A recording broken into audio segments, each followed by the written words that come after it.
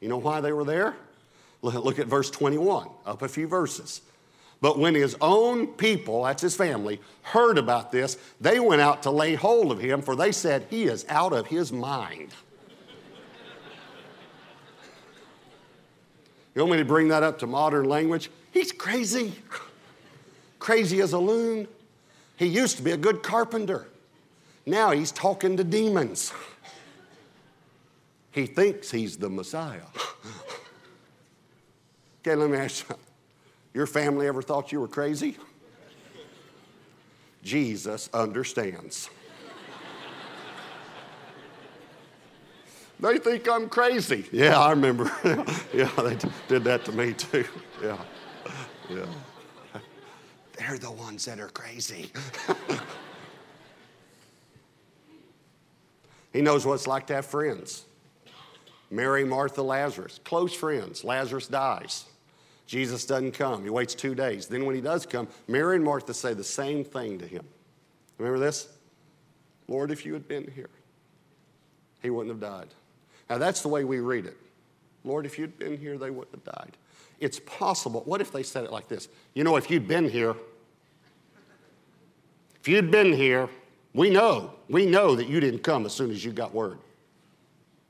If you'd been here, he wouldn't have died. He knows. He knows what it's like to have your closest friends leave you when you need them the most. Here's one that we might be able to relate to. He knows what it's like to be betrayed. So here's my question for you. It's real simple. When are you going to talk to him about your family problems? Because he understands. When are you going to talk to him about your relationship problems? When are you going to talk to him about your problems with your friends? When are you going to talk to him about how you felt when you were betrayed? Because Jesus understands. He understands. Here's the second point he understands. Jesus understands work. Work. Everybody here know what work is? When my son, who's a very, very, very hard worker, but when he got his first job, my oldest son, he was 15 years old, I think, and he came home about 2 weeks later, and he was exhausted. He was exhausted. And he was going on and on telling me about all they had asked him to do at work. And what I realized was he was shocked that they had asked him to work at work. It just shocked him that he had to work at work. And so I said to him, I said, son, I want to tell you something. I don't want you to ever forget it, all right? I said, that's why they call it work. If it was play, they'd have called it play. They call it work because it's work. Jesus understands what it's like to get there early and stay late. He was a carpenter. He was a carpenter. So you always see all these pictures of him. He looks like an angel, got the white robe and all that stuff on. I want to see a picture of him in jeans, a T-shirt, and a tool belt. Because that's what he looked like longer than the white robe. You understand that, don't you? He was a preacher. He was a carpenter longer than he was a preacher. He was in the marketplace longer than he was in the ministry. He was in the ministry 3 years. He didn't enter ministry till he was 30. He probably began working in his father's carpenter shop when he was 12. 18 years he worked as a carpenter. And I don't want to take anything away from modern day carpenters, all right? But I just want you to know, he didn't have a nail gun and a power saw. When he drove a nail, he drove the nail. When he cut a board, he cut the board. I remember one time I was trying to cut a board, power saw broke. I thought, how am I going to cut this board? I only have to cut one board, you know. I just got to cut this one board. And I looked up, there's a long thing with a handle and teeth on it, and I thought, that might cut a board. And I started sawing. I had to have 2 coffee breaks just to saw one board.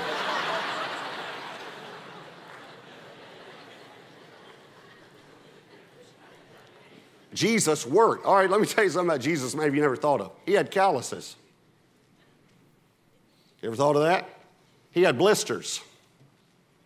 He worked. He understood what it was to be a laborer. Hey, not only was he a laborer, he owned the company. He understands what it means to be in management. He understands what it is to try to get good people. He understands what it's like to work with clients who don't know what they want. Anybody here ever dealt with that? Hey, he understands what it's like to work with lost people who lie and cheat. Well, here's a good one. He understands what it's like to work with church people who lie and cheat. He understands what it's like to pay taxes.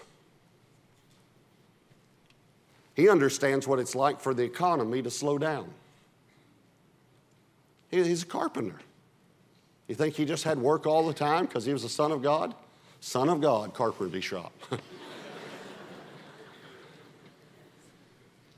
He worked. He understands work. Here's what I want to say to you. When are you going to talk to him about your work? About your job? About the economy? You're talking to everyone else about it. Let me say that again. You're talking to everyone else about it. Why won't you talk to him about it? Because, well, he wouldn't understand. No, he understands. This is, I'm telling you, one of the greatest things I could ever tell you about Jesus. He understands.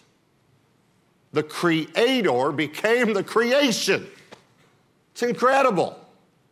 So he understands anything you could tell him about work. Here's the third thing. Jesus understands pain. Now, if we asked again for show of hands, we'd get them all. Anyone ever had pain? He understands.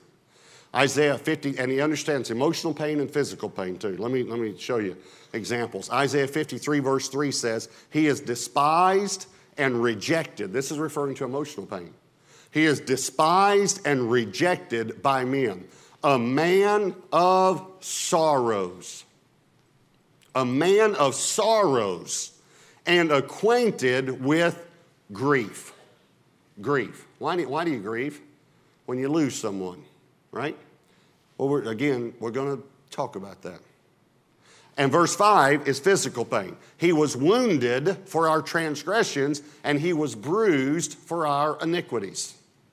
So he understands emotional pain and physical pain. Let's think about some of the emotional pain that he endured. He was ridiculed for the story of his birth.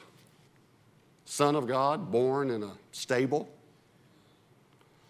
The circumstances around his birth, illegitimate. You know, I heard his mother got pregnant while she was engaged. Joseph says it's not his. She says it's the Holy Spirit. He was ridiculed for his hometown.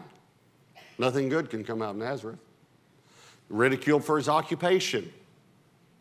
He's a carpenter. He's not a prophet.